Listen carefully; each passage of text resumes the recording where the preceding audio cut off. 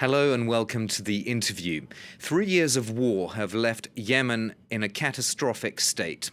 The conflict between Houthi rebels supported by Iran and forces aligned with President Hadi backed by Saudi airstrikes has left more than 20 million Yemenis in need of aid or protection. How can they be reached? And how can the most vulnerable civilians be defended? We're discussing those questions today with Suha Basharen, a gender specialist with CARE Yemen. CARE is a non-profit organization which provides disaster relief, fights poverty, and promotes social justice. Suha Basharen, welcome to the program. Welcome. Thank you. You say in a recent report, or rather your organization mentioned in a report, that the future of Yemen is really not a future at all if it doesn't have women and girls. So in other words, no future without women and girls. What does CARE mean by that? Okay. First of all, thank you for hosting me in this program. The first thing you need to understand about the Yemen context. Yemen had been a poor country before the conflict, and it's been always identified as least developed country in the Human Development Index. One of the reasons of being a least developed country is the indicators of women and girls empowerment. The maternal mortality in Yemen is really high since before the conflict, and girls' education is very low. So all these indicators, you see that it's not new to Yemen. The conflict just came and provoked the situation, make it more difficult for women and girls. When CARE and other organizations say no future for Yemen without engaging women and girls, is because gender inequality is one of the causes of the conflict, as been indicated in one of the reports, the conflict analysis that one of the UN agencies did it in 2015. So without having gender equality, the conflict will continue. It's one of the causes, and one of the solutions is to have more gender equality. So that makes for a huge challenge for CARE and other organizations, which is to achieve gender equality, which didn't exist before the war, and now you have to do it while the war is actually continuing. How is that even possible? Yeah, you are right. It's making our mission difficult, but we are striving all our efforts to at least achieve some extent of gender equality. For example, with the food baskets distribution, and you know that Yemen is facing a food insecurity crisis within the conflict, and of course, pregnant and lactating women are the most one who is suffering from this. So we try to include women, especially women head of household and pregnant and lactating women within our program or our intervention in food security. Same with the war, same with every intervention. As much as we can, we try to include women in our work. Yeah, and I noticed actually in one of your reports that you recommend that NGOs include women in the reporting process on whether progress is actually being made towards gender equality, so that it's not men who report on whether women are being included more. But is there any evidence that that is actually really being adhered to, that recommendation? Yeah.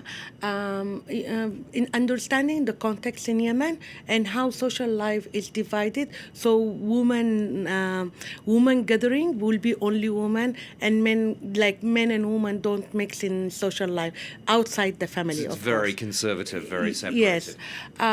So in this case, you cannot send men to do kind of hygiene promotion or awareness or like introducing any intervention to the communities.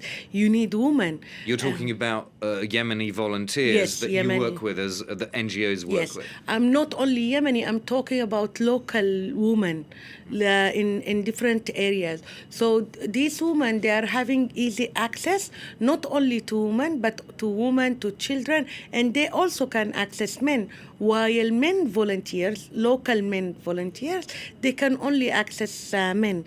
So in other words, the situation actually benefits women in some way, and yet you are saying that women were effectively disempowered before the conflict. So is this something that has changed then with the conflict? So we, in our report, the gender analysis report, gender and conflict analysis report that we issued with Oxfam and GenCab in mid-2016, it shows that there is a kind of a shift in roles and responsibilities, and that there is some extent of acceptance from the communities for new roles for women, because men are either injured, fighting in the front lines, or not there.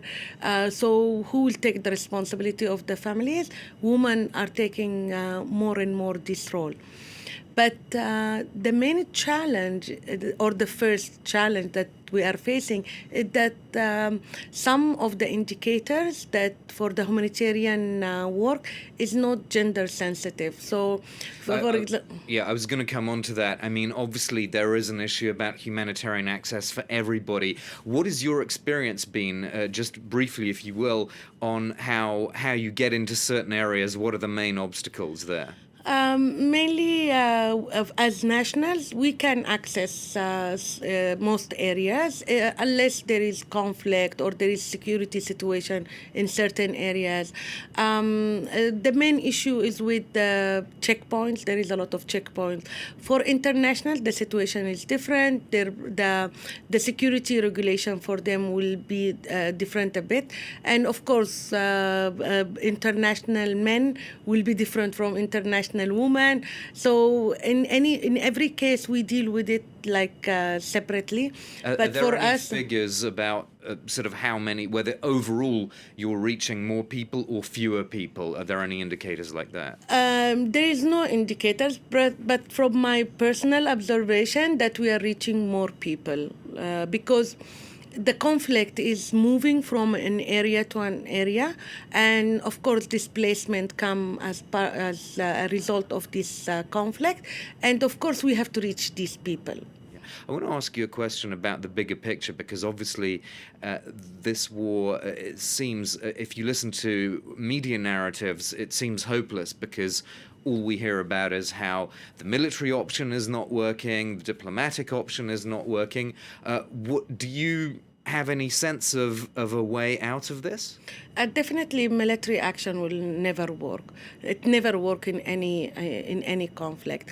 But we still have hope in diplomacy. And as Yemeni, we appreciate any small or big effort to stop this conflict, because Yemeni people have used all their ability to cope with this conflict, and the crisis is getting huge, and people are drained. They cannot take it anymore. How much indifference or interest do you think there is in the outside world at the moment?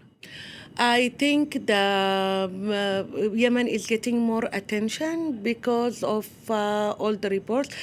It's not the required attention, because the crisis, as UN describe it, is one of the biggest in history, the humanitarian crisis in Yemen. The food insecurity, imagine 22 million people are in need for some kind of humanitarian aid. There is 17 million doesn't know from where their second meal will come. So it's not 1 million or 2 million, it's 17 million people are food insecure. So all this make it like conflict has to stop, and diplomacy has to work in that side. Do you have any hope for diplomacy, though? Because, of course, we've seen more than one UN special envoy or mediator in the Yemen crisis resign because of the apparent impossibility of really doing anything. I think Yemeni people will continue to have hope because this is our only way to get out of this conflict, is that we have hope that diplomacy will succeed in stopping the conflict. And you mentioned to me before, we were talking before the show, you'd like to see more women participating in the international diplomatic process.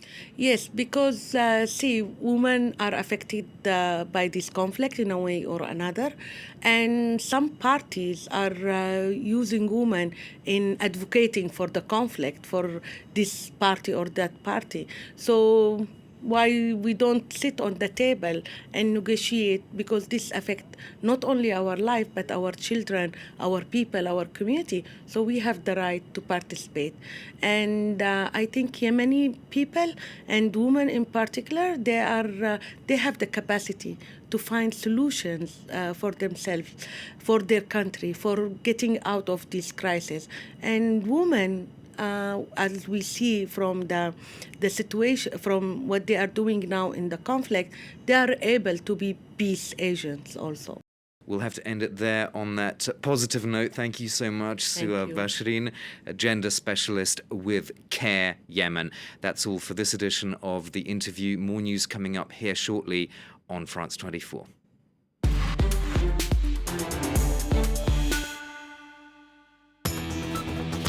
Revisited, presented by Stuart Norval.